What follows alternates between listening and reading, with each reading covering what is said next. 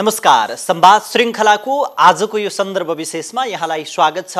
म सरू सिंह थापा। यति बेला देश कोभिड-19 को प्रभावबाट गुज्रिरहेको छ। नेपाल मात्र होइन, संसार नै यसबाट प्रताडित बनिरहेको छ। त्यसमाथि अहिले सलह भन्ने एउटा किराले पनि संसारलाई दुःख दिइरहेको छ, अथवा भनौँ नेपालमा पनि सलह किराको जोखिम बढेको छ। लाखौंदेखि करोडौंको संख्यामा आएका सलह किराले भारतको उत्तरी र मध्य भागका बालीहरूलाई नष्ट गर्न थालिसकेका छन्। करोडौंको संख्यामा हुल बाँधेर एक ठाउँदेखि अर्को ठाउँसम्म यात्रा गर्ने यस्ता किराले खेतीपातीमा अथवा लगाइएको बाली नालीमा अथवा वन जंगलमा हरिया चुन रुख बिरुवाहरूको पात छिनभरमै नष्ट गर्ने गर्छन्। र यदि नेपालमा पनि त्यो किरा आइपुग्यो भने नेपालको सबै हरिया रुख बिरुवाहरू र बाली नालीहरू मात्रै 2-4 दिनमै नष्ट गर्ने भनेर विज्ञहरूले बताइरहेका छन्।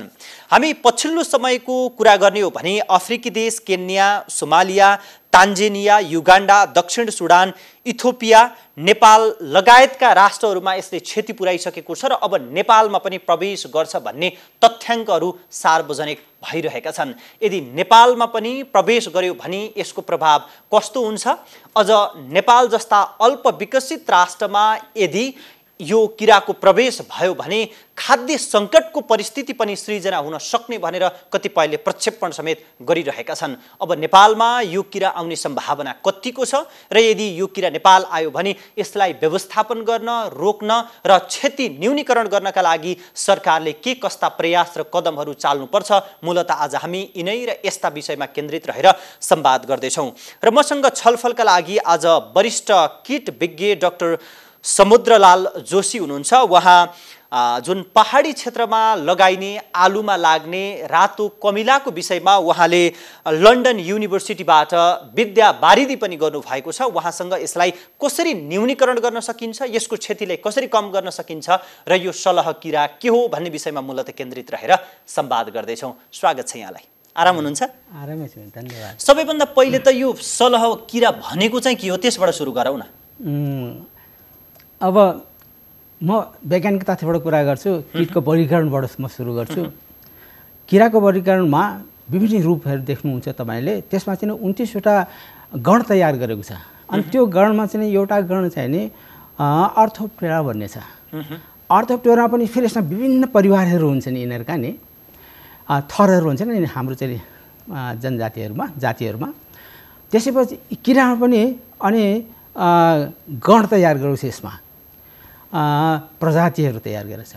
अनि त्यसमा चाहिँ नि यो सलह किरा चाहिँ नि एक्रिडिडी भन्ने परिवारमा यसको उल्लेख हुन्छ। एक्रिडिडी परिवारमा जस्तो अहिले हामीले हेर्छौँ खेतबारीमा, आफ्नो करेसाबारीमा फट्याङ्ग्रो, यो पनि एक तरिकाको फट्याङ्ग्रो नै हो। जस्तै देखिन्छ देख्दाखेरि जस्तै होइन, यो फट्याङ्ग्रो नै हो, यो पनि फट्याङ्ग्रो नै हो। जस्तो साधारण फट्याङ्ग्रो पनि एक्रिडिडी परिवारमा गणना हुन्छ। यसको चाहिँ वैज्ञानिक नाम सिस्टोसर्वा गेर्गेरिया हो। यो पनि त्यसैमा गणना हुन्छ। र हाम्रो नेपालमा चाहिँ यो नौलो होइन, यो 6 आइसोलेसनमा बसिरहेको छ। यो आइसोलेसन भनेको पनि एकल प्रवृत्ति लिएर बसिरहेको छ। निष्क्रिय जस्तै छ भनौँ न, एक किसिमले। निष्क्रिय पनि होइन, उसको आफ्नो एक्टिभिटी चलिरहेको छ। तर जस्तो किसिमले गेर्गेरियस फेजमा चाहिँ नि उसले चाहिँ आफ्नो एउटा चरित्र देखाउँछ नि, त्यो चरित्र उसले चाहिँ देखाउँदैन त्यहाँ। त्यसमै ऊ अहिले जुन हिसाबमा सक्रिय छ, त्यो सक्रियताले हामीलाई क्षति पुर्याइराखेको छैन भनेर बुझ्नुपर्छ। त्यो चाहिँ नि एउटा साधारण किरा जस्तै उसले चाहिँ काम गरिरहेको छ। र यो जबसम्म गेर्गेरियस फेजमा आउँदैन तबसम्म उसले चाहिँ नि ताण्डव देखाउन सक्दैन। हुन्छ तर ताण्डव देखाउनु त्यो नेपालमा छ। मैले तपाईँलाई भनेन, नेपालमा पहिलोपटि 1962मा काठमाडौँ भ्यालीबाट हाम्रो विज्ञले त्यसलाई समातेर हामी सुरक्षित राखेका छौँ। 1962मा विक्रम सम्वत होइन, इस्वी सम्वतको 62मा त्यस्तो छ। होइन, नेपालमा इस्वी सम्वत 1962मा पनि यो आइपुग्छ, नेपालमा क्षति पुर्याउँछ भनेर प्रक्षेपण गरिरहेको थियो, तर आइपुगेको थिएन भन्ने इतिहास भेटिन्छ नि। होइन, छैन, 62मा छैन। 62मा चाहिँ नि मेरो रिपोर्टमा चाहिँ मैले चाहिँ देखेको रिपोर्टमा चाहिँ त्यस्तो चिज छैन। एकैचोटि मैले चाहिँ भने 1986 इस्वीसम्म 1986मा राजस्थानबाट आउँदैछ भन्ने कुरा हो। र इतिहासको कुरा गर्ने हो भने विक्रम 1986 को कुरा आउँछ भनेर नआएको कुरा चाहिँ अनि विक्रम सम्वत 1986 त्यो पनि लगभग पर्छ। त्यो बेला चाहिँ त आएर विघ्न गरेको त्यो चिज चाहिँ त अब कहीँ चाहिँ उल्लेख हुनुपर्छ त्यो। ईस्वी सम्वत 1986 मा चाहिँ यो आउँछ भनेर आएन, राजस्थानसम्म अड्यो। तर विक्रम सम्वत 1986 मा चाहिँ नेपालमा आयो र यसले क्षति पुर्यायो। अनि त्यसपछि त त्यो बेला चाहिँ त ठुलै क्षति भएको थियो। त्यति बेलाको क्षति खास कस्तो थियो, कसरी आइपुगेको थियो, त्यो कति दिनसम्म सक्रिय रह्यो, बालीलालीमा कस्तो नष्ट पुगेको थियो, त्यो कुरा हामीलाई बताइदिनुहोस् न। त्यो कुरा चाहिँ इतिहासको कुरा हो। मैले खालि कस्तो भने आमाले भनेको एउटा चाहिँ जुन रेफरेन्स लिएर मात्रै मैले क्यालकुलेसन गरेर भनेको तपाईँलाई यो कुरा। तपाईँको आमा पनि त्यति बेला त बाल्यकालमै हुनुहुन्थ्यो? 9 वर्षको हुनुहुन्थ्यो त्यो बेला। उहाँ चाहिँ 9 वर्षको हुनुहुन्थ्यो। अनि त्यसै उहाँले पनि सम्झना कहाँ के भएको छ भने किरालाई समाज जाँदाखेरि किराको चाहिँ गोडा चाहिँ नि पछिल्लो गोडामा चाहिँ कनेटो जस्तो काट्दैन कि उसले चाहिँ नि छिछोरले चाहिँ नि उसको ऊ हुन्छ, अङ्ग हुन्छ है, करौतीको चाहिँ नि दाँत जस्तो काट्नका लागि। काट्नुको लागि होइन, यो चाहिँ कस्तो हुन्छ भने उनीहरूले चाहिँ नि एक आपसमा संवाद गर्नको लागि उनीहरूले चाहिँ कस्तो भने शरीरमा त्यो करौटीले चाहिँ रेट्छ। अनि जुन भाइब्रेसन हुन्छ नि त्यो भाइब्रेसनबाट उसको चाहिँ कम्युनिकेसन हुन्छ। अनि त्यहाँ उसको चाहिँ फेरि टेम्पानियम भन्ने चाहिँ कान पनि हुन्छ। हाम्रो कान चाहिँ टाउकोमा छ भने उसको चाहिँ गोडामा हुन्छ त्यहाँ त्यो। अनि त्यसै गरी संवाद गर्नुको लागि हुन्छ त्यो। तर आमाले चाहिँ छुन जाँदाखेरि उसले चाहिँ नि उफ्रिँदाखेरि त्यसले रेट्दाखेरि अन्त म त त्यो बेला रोएको पनि थिएँ भनेर भन्यो। अनि त्यो मलाई कहाँ सम्झना छ, दुख्ने रहेछ उसले रेट्दाखेरि। हजुर। अनि त्यो सम्झना भएको हुनाले मैले चाहिँ आज त्यो बाहेक अरू आमाले तपाईँलाई सुनाएकै कुरा त्यति बेलाको क्षति चाहिँ बालीनालीमा कस्तो पुऱ्याएको थियो अरे, याद छ तपाईँलाई? त्यो उहाँ चाहिँ भन्नु भएन, तर चाहिँ नि पछि इन्टरमोलोजीमा पनि यसको चाहिँ चर्चा हुनुहुन्थ्यो। अनि उहाँ चाहिँ नि साथीहरूले पनि भन्नुहुन्थ्यो, पुरानो साथीहरूले त्यो बेला चाहिँ त पुरा नाङ्गे पारिदिएको थियो अरे हाम्रो यो उसमा रुखहरू बिरुवाहरूलाई पनि पुरा उजाड्ने गरिदिएको थियो भन्ने कुरा चाहिँ गर्थे। तर कति नोक्सान भयो भन्ने कुरा चाहिँ नि त्यो बेलाको इन्टरमोलोजी अब विक्रम सम्वत तपाईँले अहिलेसम्म जुन वैज्ञानिक तथ्यका कुरा गर्दै हुनुहुन्छ, तर यसलाई सांस्कृतिक रूपमा अथवा चाहिँ पूर्वीय दर्शनको रूपमा पनि पापसँग जोडेर पनि हेरिँदो रहेछ सलहलाई। एक्ज्याक्टली त्यो यो बाइबलमा चाहिँ उल्लेखनीय छ। यो मानिसहरूलाई पापको सजाय दिनु पर्यो भने ईश्वरले सलहलाई चाहिँ पठाउँछ भन्ने कुरा, जुन कुरा इजिप्टको फारो किङहरूले पनि त्यसलाई चाहिँ त्यही चिजले देखाइरहेको छ। त्यसले चाहिँ नि त्यसरी चाहिँ नि त्यो अब धार्मिक सामाजिक सम्प्रेषण त्यसरी भइरहेको छ पहिलेदेखि नै। यदि यो नेपालमा आयो भने क्षति कसरी पुर्याउँछ त यहाँले कुरा गरि नै हाल्नुभयो। यो नेपालमा प्रवेश गर्ने सम्भावना चाहिँ कतिको छ? भारतमा पनि क्षति पुर्याइसकेको भन्ने कुरा सुनिन्छ। हजुर, त्यसको लागि चाहिँ हामीले चाहिँ सोझै किरालाई चाहिँ हेरेर भन्नु हुँदैन, किनभने किराको चाहिँ नि आफ्नो लिमिटेसन छ। जस्तो मैले अझै चाहिँ अनौपचारिक कुरा गर्दाखेरि भनेको थिएँ, सूर्यको प्रकाश यसलाई एकदम नितान्त जरुरी छ। यो चाहिँ नि कस्तो हुन्छ नि राति निष्क्रिय भएर चाहिँ नि बास बसिरहेको हुन्छ र सूर्यको रोशनी जबसम्म उसलाई चाहिँ प्रशस्तै पर्दैन तबसम्म ऊ चाहिँ हलचल गर्दैन, गरे पनि एकदम उफ्रिन्छ, बिस्तारै उड्दैन। उडे पनि कस्तो हुन्छ नि अन्त जान सक्दैन, त्यो चाहिँ नि आफ्नै वरिपरि उडिरहेको हुन्छ। सूर्यको रोशनी अनिवार्य छ।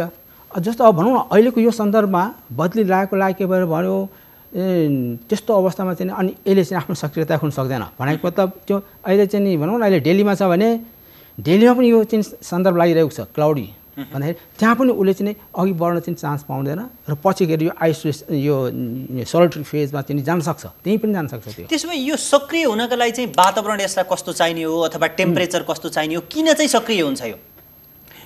यसलाई चाहिँ कमसेकम यसलाई चाहिँ 23 डिग्री सेन्टिग्रेड चाहिन्छ वातावरणमा। जुन अहिले हामी नेपालमा चाहिँ गर्मीयाम छ, नेपालमा त उपयुक्त समय पनि रहेछ हजुर प्रवेश गर्नका लागि। अब अरू कुरा चाहिँ नि वर्षा भइरह्यो भने यसले चाहिँ नि उड्न सक्दैन, यो बर्सातमा उड्न सक्दैन आफ्नो शरीरलाई धाम्न सक्दैन त्यसले। अब अरू कुरा कस्तो छ भने यो तर यसले चाहिँ नि फुल पार्नको लागि चिसानको चाहिँ जरुरी पर्छ।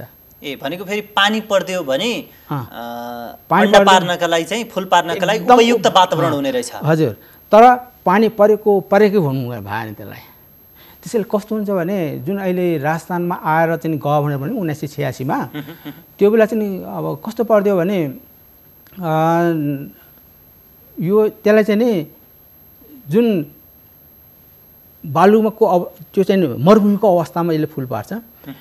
त्यो मरुभूमिको अवस्थामा वातावरणमा पानी पर्दैन भने जेनरली चाहिँ मरुभूमिको तर्फ चाहिँ नि उसमा राजस्थान पाकिस्तानतर्फ चाहिँ नि मिड जुनमा। त्यसो भए ऊ नेपालमा यदि आइपुग्यो भने पनि फुल पार्नका लागि चाहिँ त्यतितिरै पुग्नुपर्छ फर्केर? त्यही त यो कस्तो छ भने अफ्रिकाबाट आएर चाहिँ अहिले जुन इरान वेस्ट साउथ पाकिस्तानबाट चाहिँ अहिले जुन राजस्थानमा आइरहेको छ यो चाहिँ यदि सक्रिय नै रहन्छ र चाहिँ वातावरणलाई सहयोग गर्छ भने यसले चाहिँ के गरिदिन्छ भने उतातिर म्यानमारतर्फ चाहिँ यसको रुख हुन्छ। त्यस्तो पहिलेको चाहिँ हिस्ट्रीबाट त्यही भन्छ। यो नेपालबाट चाहिँ त्यहीँ जान्छ। त्यो फुल पार्नका लागि उही पुग्नुपर्छ यसलाई। पूर्व जान्छ त्यो। अब त्यहाँ चाहिँ फुल पार्नुको लागि चाहिँ त उसले चाहिँ नि सबभन्दा पहिला चाहिँ त उसले चाहिँ त चिसान भएको बालु चाहियो, त्यसलाई वातावरण चाहियो। फेरि त्यसपछि कस्तो भने एउटा खुला चाहिँ चौर पनि चाहियो त्यसलाई, जहाँ चाहिँ उसले चाहिँ पुरा सन्तति तयार गर्न सकोस्। तेस्रोमा चाहिँ नि लस ग्रिन एरिया चाहिन्छ त्यसलाई। किन उसले के गर्छ भने मेरो सन्तति जन्मिन्छ भने उसले खानुपर्छ भन्ने कुरा चाहिँ उसको संवेदना छ त्यहाँ। उसलाई खानका लागि हरियो चिज चाहियो, फुल पार्नका लागि चाहिँ उसलाई सामुद्रिक क्षेत्र चाहियो। सामुद्रिक क्षेत्र नभन्दा पनि अब बालुवा भएको ठाउँ, रेगिस्तानी परिवेश चाहियो, बालु जहाँ चाहिँ एकदम हुन्छ। अनि त्यसपछि त्यो त साधारण किरा जस्तो एक दुई ठाउँमा चाहिँ फुल पार्ने भएन। त्यसले फुल पारेपछि त पुरा किलोमिटरको चाहिँ एरिया ढाकेर चाहिँ फुल पारिरहेको हुन्छ। त्यसो भए त्यसको प्रजनन जुन क्षमता एकदम बढी हुन्छ। प्रजनन चाहिँ एकदम क्षमता बढी हुन्छ। त्यसमा पनि दुई किसिमको मैले फेरि भने, एउटा चाहिँ सोलिटरी फेजमा बस्ने जुन एकल भएर एक अरूलाई चाहिँ सम्पर्क गर्दैन। ग्रेगेरियस फेजमा चाहिँ एकदम बढी हुन्छ त्यसको। यिनीहरू चाहिँ कस्तो हुन्छ भने कोसा आकारको चाहिँ नि जमिनको चाहिँ 15 देखि 20 सेन्टिमिटरको चाहिँ उसमा खाल्डोमा उसले फुल पार्छ। एक फुल पार्दैन, त्यसले फुलको कोसा तयार राख्छ। एउटा कोसाभित्र कमसेकम 80 हुन्छ त्यो सोलिटरी फेजमा। जब यो ग्रेगेरियस फेजमा हुन्छ भने जुन अहिलेको चाहिँ फेज छ यसले चाहिँ यदि ब्रिडिङ गर्ने ठाउँ पाउँछ भने अनि त्यसले चाहिँ त एउटा फिमेलले एउटा कोसा तयार गर्दाखेरि कमसेकम पनि 100 देखि 150 फुल पारिदिन्छ। त्यसै गरी 3 पटक यसले फुल पार्न सक्छ 11 दिनको अन्तरालमा। त्यसो भए सर यहाँनिर एउटा के प्रश्नसँगै आयो भने एउटा टोली नेपालसम्म आइपुग्यो मानिल्याउँ, त्यस पछाडि ऊ फेरि फर्केर फुल पार्न त्यो क्षेत्रतिर उसको लागि अनुकूल ठाउँतिर नेपालमा सकाएर फर्क्यो र त्यसले पारेको अन्डाबाट उत्पादन भएका फेरि बच्चाहरू हुन्छन् नि, तिनीहरू नेपालमा सकाएर गइसके पछाडिको सन्दर्भमा यदि फेरि नेपालका रुखहरूमा पालुवा पलाउन थाले भने फर्केर आएर खाने सम्भावना कतिको हुन्छ? सम्भावना कस्तो हुन्छ त्यो यदि ऊ फर्केर जान्छ अथवा फर्केर नगरेर स्वतः चाहिँ आइसोलेसनमा विखण्डन हुन्छ आफू, माने ग्रेगेरियसको चाहिँ स्वभावलाई छोडेर चाहिँ नि जब फेरि सोलिटरी फेजमा आउँछ त्यो बेला चाहिँ मैले भने नि 1962 मा जुन काठमाडौँ भ्यालीमा चाहिँ समातेको थियो नि त्यो आइसोलेसन फेजको हो। त्यो साधारण किरा जस्तै भइरहेको थियो। एकपटक ऊ आएर जुन सकाइसके पछाडिको अथवा चाहिँ ऊ सक्रिय भएर त्यो ठाउँमा चाहिँ उसले क्षति पुर्याइसके पछाडि फेरि अर्को पटक फर्केर आउने सम्भावना हुन्छ कि हुन्न? हुँदैन। तर त्योभन्दा उसले छोडेर आएको चाहिँ नि सन्तति यदि छ भने अनि त्यो आउन सक्छ त्यसलाई रिकभर गर्नको लागि। यो चाहिँ नि विखण्डनमा जान सक्छ अथवा यो चाहिँ नि फर्केर पनि जान सक्छ अथवा यो चाहिँ अग्रगामी भएर पनि जान सक्छ। जस्तो अहिले नि म्यानमारतर्फ जान सक्छ। यो पहिलेको चाहिँ इतिहासले त्यही भन्छ। त्यसपछि जस्तो भारतको उत्तर प्रदेश, मध्य प्रदेश र राजस्थानमा त बाली नै नष्ट गरिसकेको छ भन्ने खबरहरू प्रसारण भइरहेछन्। त्यहाँनिर उसले पुर्याएको क्षतिको अवस्था चाहिँ कस्तो छ? त्यहाँ चाहिँ त हामीले चाहिँ नि त्यो मन्त्रालयमा जब हामीलाई डाकेको थियो त्यो बेला चाहिँ नि हामीसँग त अरू केही पनि थिएन। अनि हामी जाने एकजना हाम्रो चाहिँ एनपिपिओ भनेर अघि तपाईँलाई एनपिपिओ नेपाल भन्ने हाम्रो संस्था छ। त्यसै गरेर एनपिपिओ इन्डिया भन्ने छ। त्यहाँ म त इन्टरनेसनल प्लान्ट प्रोटेक्सन कन्भेन्सनको सिग्नेटरी मेम्बर कन्ट्रीहरूले एनपिपिओ राखेर अनि ड्यास गरेर देशको नाम राख्छ। त्यसै गरी नेपाल इन्डियामा पनि छ। अनि यिनीहरूको चाहिँ नि सम्बन्ध हुन्छ त्यहाँ, उसले एक अवस्थाबाट सम्बन्ध अवस्था पाइरहेको हुन्छ। अनि हाम्रो महेशजीले चाहिँ त्यो चिजलाई चाहिँ उहाँले चाहिँ प्रोक्योर गर्नुभएको थियो र त्यहाँ के भइरहेको छ घटना। अब अहिले उहाँले चाहिँ के गरिरहेको छ भने यसलाई चाहिँ साधारण स्प्रे जस्तो यसलाई चाहिँ काम गर्दैन। यसलाई चाहिँ एकदम नै फोहरा गरिकन गर्नुपर्छ, स्प्रे गर्नुपर्छ। अनि उहाँले चाहिँ कस्तो छ भने त्यो दमकलको चाहिँ नि मेसिनमा पानीको फोहरामा बिसारी राखेर छरिरहेको, जुन अहिले चाहिँ उपयुक्त होइन, त्यो होइन, रिस्की छ त्यो जब। गर्नेतिर त हामी आउँला, ठिक छ, तर सबभन्दा पहिला त नेपालमा यो भित्रने सम्भावना चाहिँ कतिको छ, कतिको देख्नुहुन्छ तपाईँले? त्यसको चाहिँ नि जुन आउने छ त्यसमा चाहिँ त उसको पहिला चाहिँ हामीले डेन्सिटी थाहा पाउनु पऱ्यो, झुन्ड। अनि त्यसमा चाहिँ नि अब त्यो झुन्डको अवस्था थाहा पाउनु पऱ्यो। अनि त्यसपछि त्यसको कुन वेगमा आइरहेको छ, यो चाहिँ 5 देखि 130 किलोमिटर पर डेको हिसाबमा चाहिँ नि यो उडेर आउँछ साधारण तरिकाले। एउटा अर्को कस्तो छ भने माथि गएर हावाको टनलबाट चाहिँ नि आफूले त्यसै छोडिदिएर चाहिँ नि हावाले हुत्याएर पनि आउँछ यो। हावाको बेगले हावा जता बग्छ उतै जान्छ। हो, त्यसरी पनि आउँछ। त्यो ठुलो खतरनाक, त्यो चाहिँ खतरा हो है त फेरि। अब त्यो अवस्था चाहिँ अहिले नेपालमा छ छैन थाहा हुँदैन। त्यसैले चाहिँ यसको लागि चाहिँ नि पूर्वानुमानको एकदम सन्दर्भमा बलियो छ भने अनि त्यसपछि आउनुभन्दा पहिले चाहिँ हामीले चाहिँ क्यालकुलेसन गर्न सक्थ्यौँ। त्यो हामीसँग अहिले के पनि छैन, त्यसो भए क्यालकुलेसन गर्न सक्ने अवस्था छैन। जस्तो पछिल्लो 70 वर्षको समयावधिमा यो किराको करिब 20% चाहिँ वृद्धि भएको छ, नेपालमा बढेको छ भनेर वैज्ञानिकहरूले पनि जुन आफ्नो भनाइहरू राखिराखेका छन्। त्यसपछि नेपालमा यो वृद्धि चाहिँ किन भइरहेको छ? सलो किराको वृद्धि होइन, यो त चाहिँ कसो नि साधारण किराहरूको चाहिँ बारेमा भनेको, साधारण किरा पनि नभनौँ, अन्य किराहरूको बारेमा भनेको, जुन जसमा चाहिँ हामीले प्रमुख किरा पनि छ र चाहिँ गौण किराहरू पनि छन्। अब त्यो सन्दर्भमा चाहिँ भनिरहेको हो। त्यसमा चाहिँ त म चाहिँ यो चाहिँ कृषि कर्ममा वैज्ञानिकता आयो नि है, त्यसले चाहिँ नि यिनीहरूको जनसङ्ख्या बढाउनलाई पनि मद्दत गरेको छ। जस्तो हामीलाई चाहिँ नि बढी उत्पादनको चाहिँ एउटा आयाम दियो, त्यसै गरेर यिनीहरूको वंश वृद्धि गर्नको लागि पनि आयाम दियो। के त्यसो भए तपाईँ यसो भन्दै हुनुहुन्छ जो अमेरिकाबाट जुन हरित क्रान्तिको अवधारणा सुरु भयो त्यस पछाडि हामी वैज्ञानिक कृषि प्रणाली भनेर जुन पहिलाको घरेलु प्रणालीलाई विस्थापित गर्यौँ त्यसले सघाउ पुर्याइरहेको छ? एक्ज्याक्टली। अहिले चाहिँ नि कस्तो भने बिरुवाको जात अनुसार चाहिँ नि फलको चाहिँ नि उ गर्छ यसको चाहिँ उत्पादन। हाम्रो चाहिँ अब मार्सी भनेर भनौँ, त्यो चाहिँ हाम्रो लोकल थियो। त्यसको चाहिँ नि त भनौँ नि एक रोपनीमा उसले चाहिँ नि बढी से बढी त्यस्तै 400 किलोग्रामको चाहिँ यसले चाहिँ उत्पादन, त्यो पनि 150 किलोग्रामको उत्पादन उसले दिन्छ भने जब अहिले चाहिँ आइआर सिरिजको है अब हामीले चाहिँ धान रोप्छौँ र त्यसलाई चाहिँ फेरि नेपालको साइन्टिस्टले तयार गरेर चाहिँ नि अर्को चाहिँ इम्प्रुभ भेराइटी भनेर राखेको छ त्यो चिज।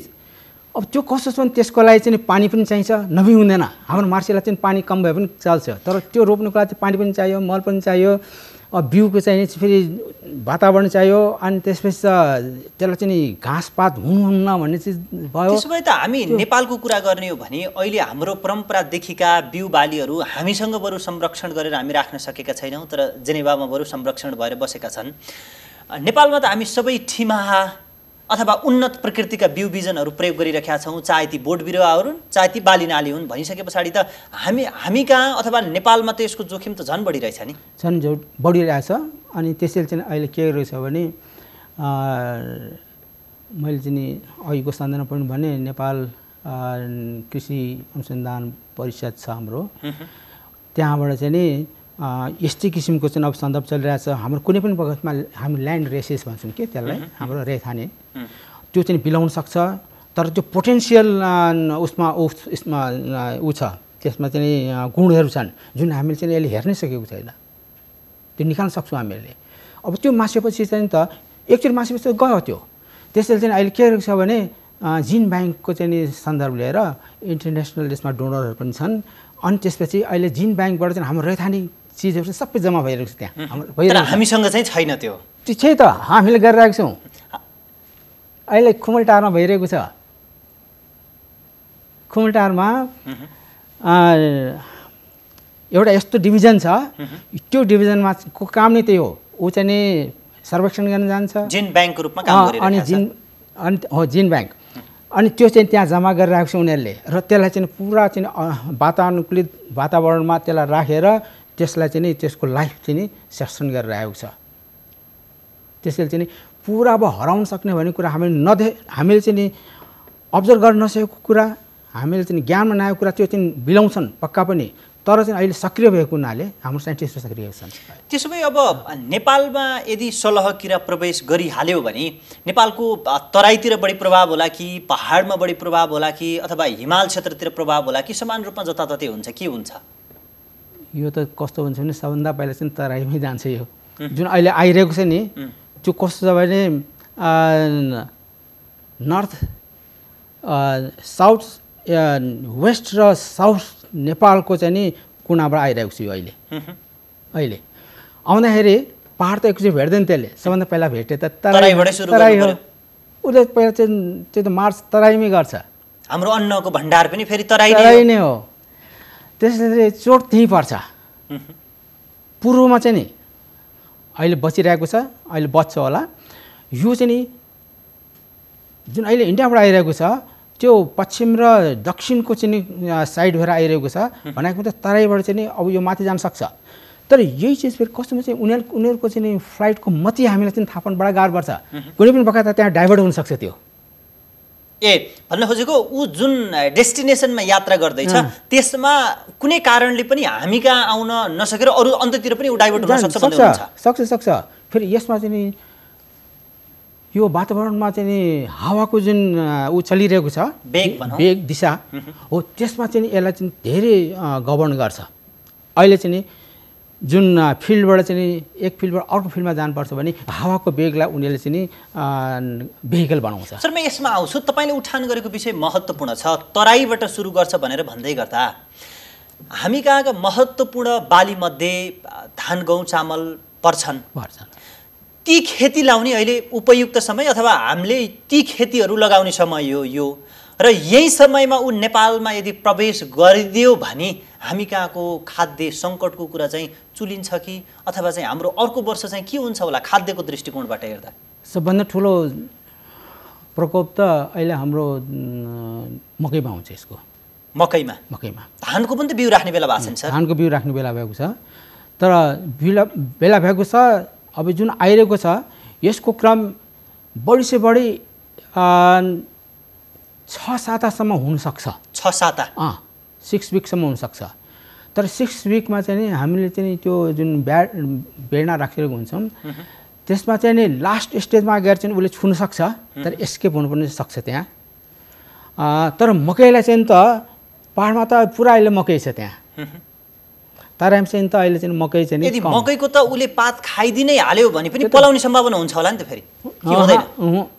त्यो त्यसरी पुरा चाहिँ ध्वस्त गरिरहेको हुन्छ त्यसले त। किन पलाउँदाखेरि चाहिँ कस्तो हुन्छ भने कृषि कर्ममा चाहिँ नि समयको धेरै महत्त्व हुन्छ है। भनेको बेलामा चाहिँ उसले चाहिँ पानी पाएन भने त्यसपछि पानी पायो भने उसले कामै गर्दैन। हो त्यस्तै गरेर हरेक क्रपमा चाहिँ त्यस्तो चल्छ।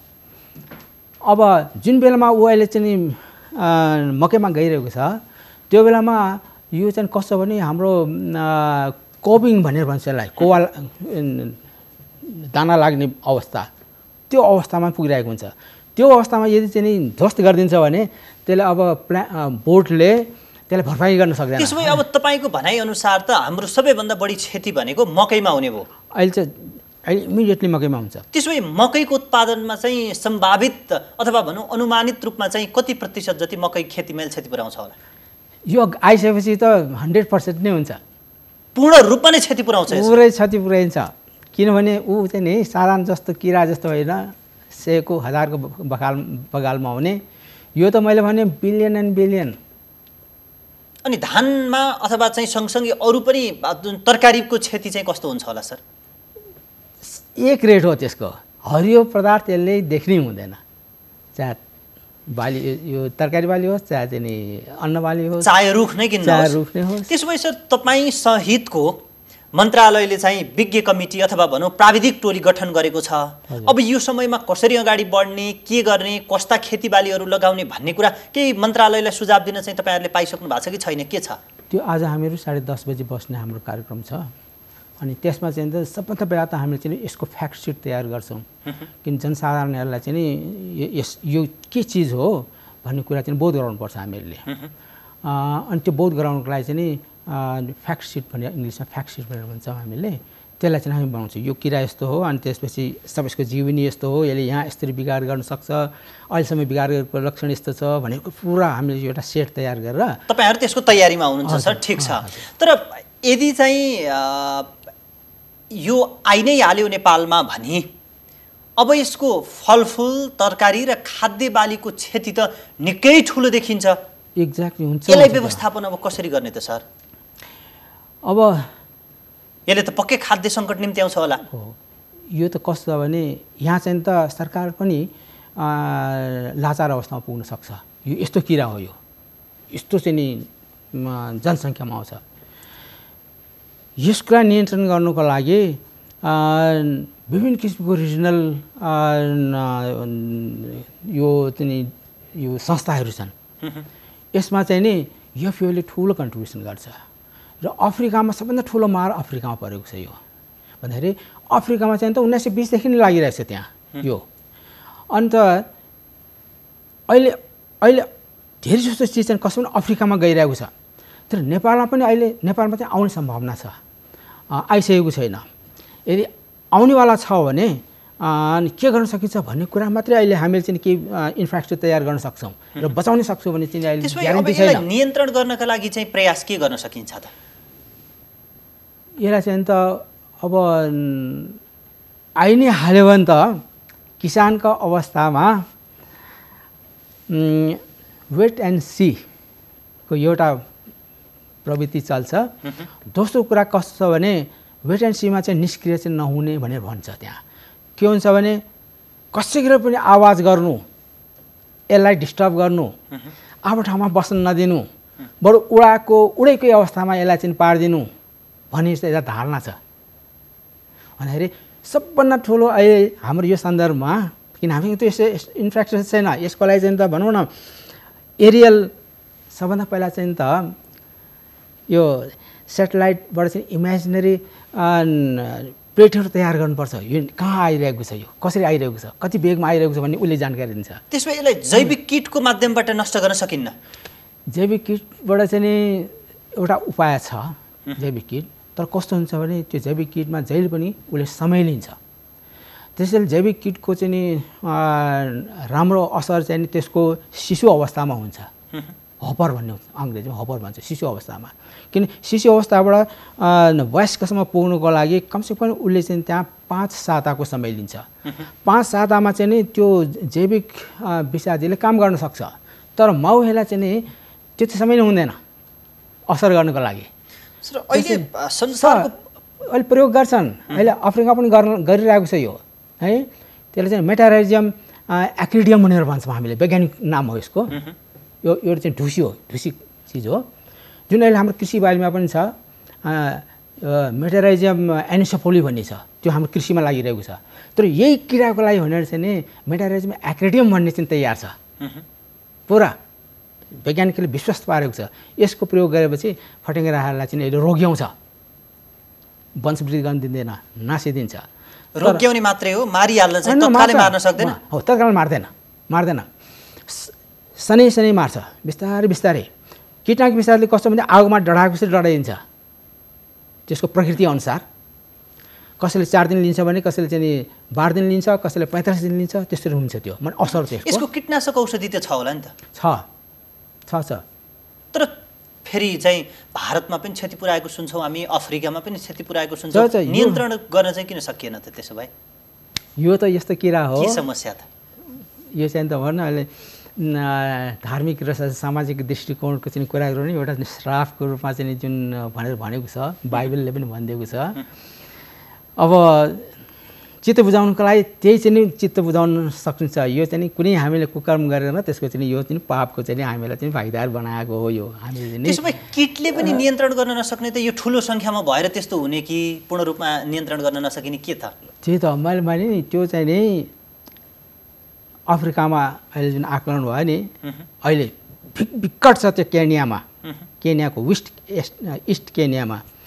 त्यहाँ चाहिँ साइन्टिस्टले आकलन गरेको छ त्यस्तो जमात जुन चाहिँ नि 60 किलोमिटर लम्बाइमा छ, 40 किलोमिटरको ब्रेस्ट छ, त्यसको बिचमा चाहिँ त्यो चाहिँ आइरहेको छ र त्यसमा चाहिँ नि लगभग पनि 100 बिलियन टु 200 बिलियन सङ्ख्यामा हुन्छ। घामलाई छेक्न सक्ने भनेर भन्छ, बादल नै लागेको जस्तो हुन्छ। त्यो 86 कुरा गरेको थिएँ, आमाले भन्नुहुन्थ्यो बादल जस्तै आएको थियो भनेर।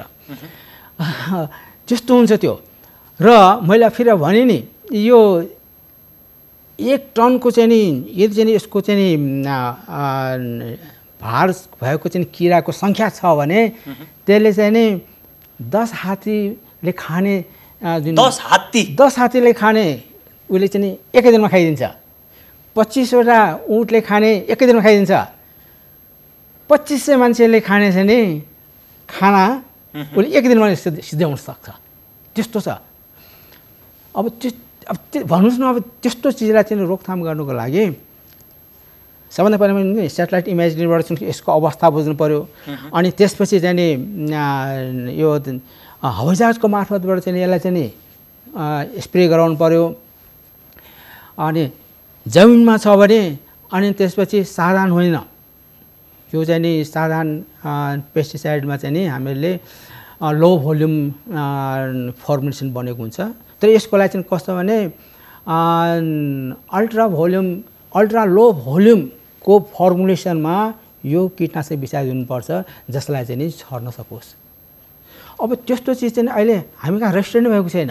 हेर्नुहोस् न। त्यसो भए सर, अब तपाईँका यी सबै कुरालाई सुन्दाखेरि हाम्रो स्रोत र साधनको सम्पन्नताका हिसाबले हेर्दाखेरि यदि नेपालमा यो प्रवेश गरि नै हाल्यो भने यो नियन्त्रणभन्दा बाहिर हुन्छ हो? एकदम बाहिर हुन्छ। म चाहिँ बडा चाहिँ दुःखको साथ भन्छौँ यो चिज यदि भित्र बस्छ भने हामीले त्यसलाई रोक्न सक्ने कुनै उपाय नै छैन। कुनै उपाय छैन। किन जुन अहिले भन्यो न हाई टेक्नोलोजीबाट चाहिँ हामीले यसलाई स्प्रे गर्ने हामीसँग कुनै चिज चाहिँ छैन। अब हामी चाहिँ त यो 5 लिटरको चाहिँ ट्याङ्कीबाट पिठोमा राखेर सुरु गरेर गर्छौँ नि, त्यसलाई चाहिँ छँदा पनि छुँदैन। यति त्यो चाहिँ त तपाईँ यी सबै भनेको परिस्थिति यदि त्यो किरा आयो भने त सृजित हुन्छ र त्यो परिस्थिति सृजना भयो भने अब आगामी वर्ष जुन खाद्य बाली पाक्नुपर्ने समय हुन्छ नि, त्यति बेलाको जुन परिस्थिति एकचोटि मूल्याङ्कन गर्नुहोस् न, कस्तो हुन्छ? खाद्य सेक्युरिटीमा ठुलो असर पर्छ यसले। फेरि अहिले कस्तो भने त्यो खाद्य सेक्युरिटीमा चाहिँ नि अहिलेको सन्दर्भ लगायो भने जुन अहिले भनौँ न कोभिड-19ले चाहिँ नि जुन अहिले सबैको इकोनोमिक स्टेज डाउन गरिदिएको छ, प्रोडक्सन डाउन गरिदिएको छ, इन्डस्ट्रियल प्रोडक्सन, एग्रिकल्चर प्रोडक्सन सबै डाउन गरिदिएको छ। त्यसमा चाहिँ हरेक देशलाई चाहिँ खाद्य सुरक्षाको अहिले चाहिँ चटारो छ। यसमा यदि नेपाल पनि चटारोमा पर्छ र नेपालले चाहिँ सहयोग माग्नु पर्छ भने उसले चाहिँ सहयोग पाउने ठाउँ पनि हुँदैन त्यहाँ। त्यस्तो अवस्थामा त्यो विकराल छ। त्यो आफैमा पनि सर, तपाईँ जुन किरा विज्ञ पनि हुनुहुन्छ, त्यसमै पनि विद्यावारिधि गर्नुभएको छ। अहिले एउटा अदृश्य क्रिया जसले मानवलाई तहस नहस पारेको छ, जसलाई पनि हामी औषधिको माध्यमबाट अथवा उपचारको माध्यमबाट नियन्त्रण गर्न सकेको अवस्था छैन। यसले मानवलाई नष्ट गरेको छ। फेरि अर्को दुःख दिन प्रकृतिका लागि चाहिँ वनस्पति अथवा हरितलाई क्षय गर्नका लागि चाहिँ सल्लाह आइरहेको छ भनिसके पछाडि यो हो चाहिँ के?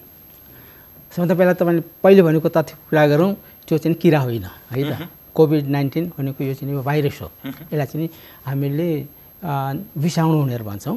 यसो ट्रान्सलेट गर्दा नि विषाणु भनेर भन्छौँ। सङ्क्रामक विषाणु।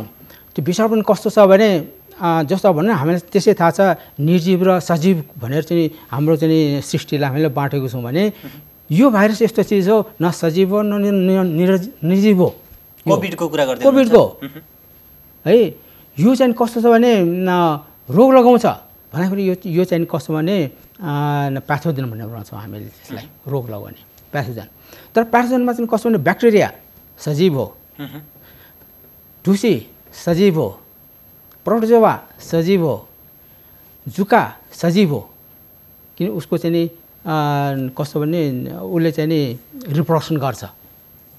यसले कस्तो भन्छ भने आफै रिप्रोडक्सन गर्दैन कि उसले चाहिँ नि रिप्रोडक्सन गराउन लगाउँछ, आफ्नै टाइप चाहिँ नि उसले चाहिँ नि जन्माउन लगाउँछ, आफैले गर्दैन फेरि त्यो। हो त्यस्तो गर्दाखेरि अहिले चाहिँ साइन्टिस्टहरू एकदम दौडारमा छ, यसलाई चाहिँ सजीव भने कि निर्जीव भन्ने भन्छ। यसलाई निर्जीव पनि होइन, यो सजीव होइन, यो बिचको हो, अझै हामीले यसलाई चाहिँ नि परिभाषित गर्न बाँकी छ भने चाहिँ भन्छ यो। त्यसैले यसलाई चाहिँ अहिले भनौँ जीवाणुकै चाहिँ एउटा चाहिँ अङ्गमा राखौँ यसलाई, किनभने यसले रोग ल्याउँछ जीवाणु।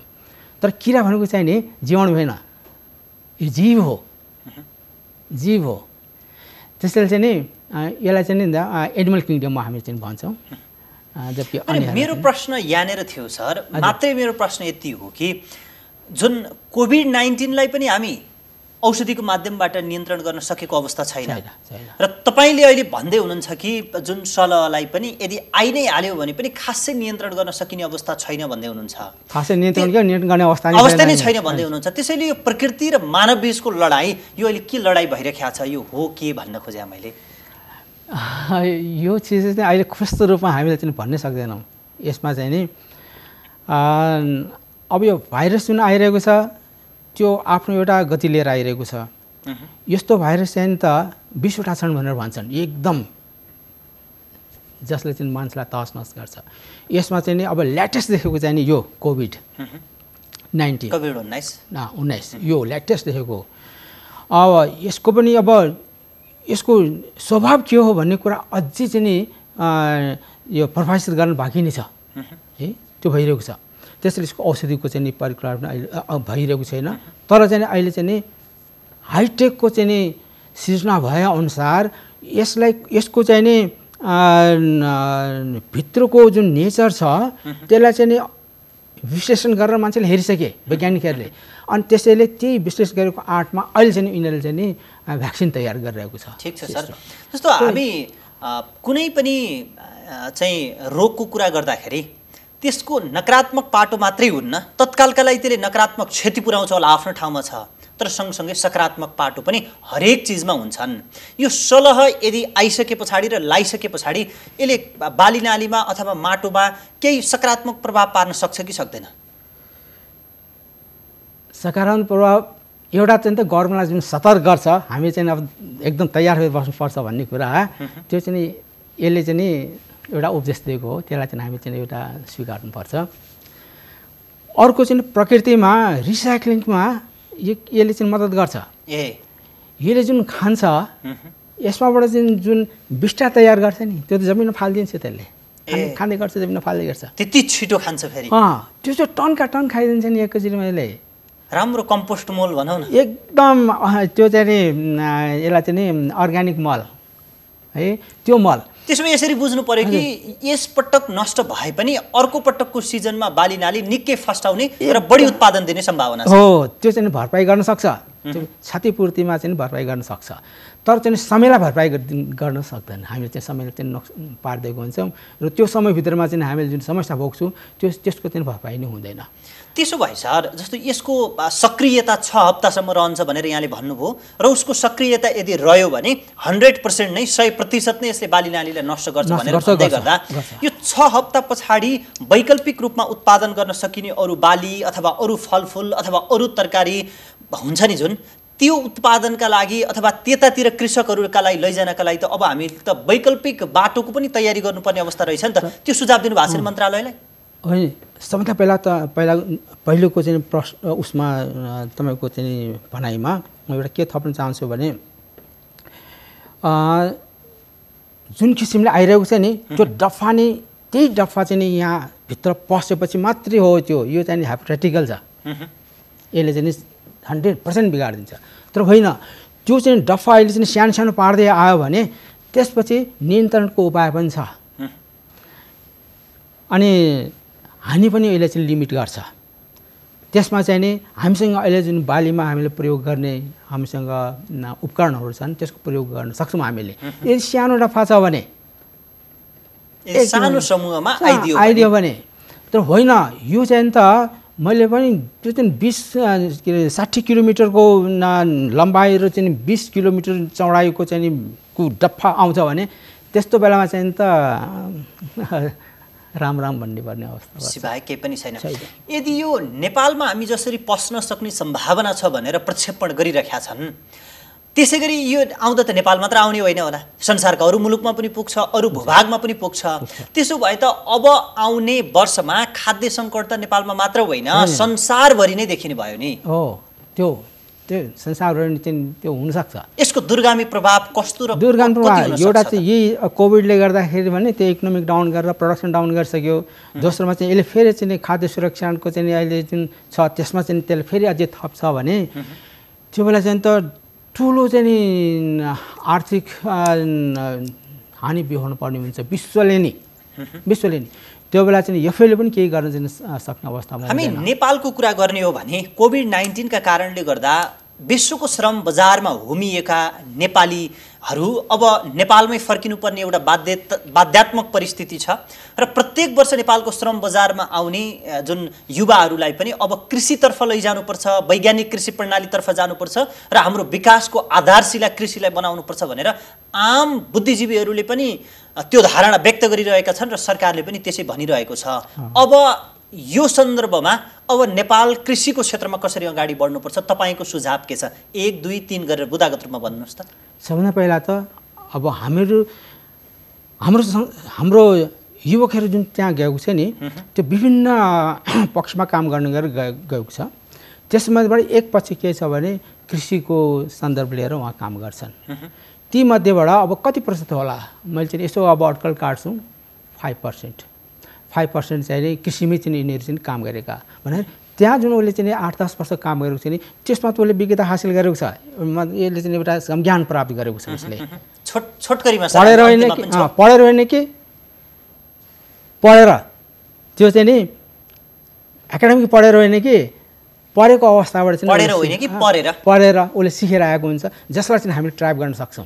र उहाँहरूलाई चाहिँ नि हाम्रो यहाँ चाहिँ अब बाँझो भएको खेतबारीहरू छन् है, अब त्यस्तोमा चाहिँ उनीहरूले चाहिँ त्यसमा चाहिँ काम गर्न सक्छ पहिलो। अब केहीले चाहिँ गरी पनि सकेका छन् यहाँ त है, अब टनल खेती गरेर चाहिँ ठुलो चाहिँ प्रदर्शन गरिरहेको छ त्यो। त्यसै गरी चाहिँ लाइफ स्टक हाम्रो चाहिँ त्यो ठुलो चिज अहिले हामी चाहिँ विकास गर्न बाँकी छ लाइफ स्टकको। त्यो लाइफ स्टक अनि त्यसपछि उसको फलोद्यानवाला यो 3टा क्षेत्रमा यसको कन्ट्रिब्युसन ठुलो हुन्छ। सिर्फ हाम्रो चाहिँ नि सरकारले अब एउटा चाहिँ नीति अपनाउनु पर्छ। त्यो नीतिबाट तिनीहरूलाई चाहिँ नि घर मात्रै होइन गराउनुको लागि चाहिँ वातावरण पनि चाहियो नि।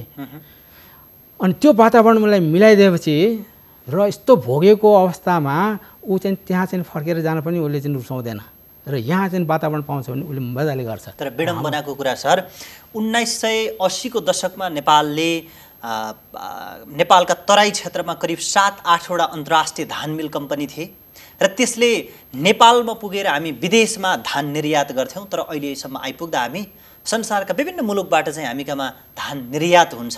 विडम्बनाको कुरा र हामी कहाँ 63-65% जनसङ्ख्या कृषिमा आश्रित छ तर हामी आफैलाई पुग्ने जुन खाद्य बाली उत्पादन गर्न सक्दैनौँ। तर इजरायलमा मात्र 1% जनसङ्ख्याले कृषि गर्छ, आफूलाई पुर्याएर अरूलाई पनि बिक्री वितरण गर्छ।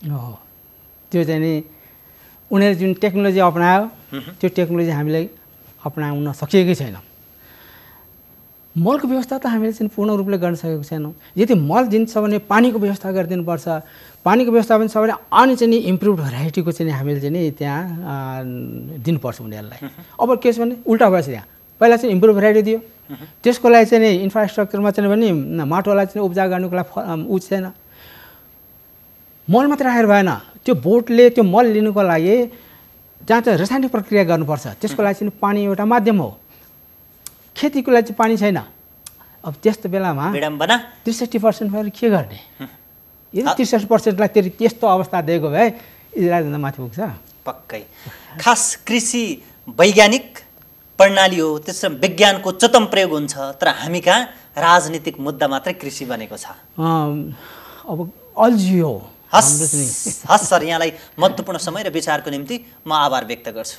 हस्, धन्यवाद। यो अवसर दिनुभयो, यो चिज मैले आफ्नो कुराहरू व्यक्त गर्न पाएँ, मलाई पनि बडा खुसी लागिरहेको छ। धन्यवाद सर। धन्यवाद। दर्शकबिन, उहाँ हुनुहुन्थ्यो वरिष्ठ कीट विज्ञ डाक्टर समुद्रलाल जोशी। उहाँसँग हामी नेपालमा अब प्रवेश गर्छ भन्ने आशंका गरिएको सलह किरा के हो र यसको जोखिमलाई कसरी न्यूनीकरण गर्न सकिन्छ र अबको वैकल्पिक बाटो के हुन सक्छ भन्ने विषयमा संवाद गर्यौं। नयाँ पात्र र विषयका साथ पुनः उपस्थित हुनेछौँ।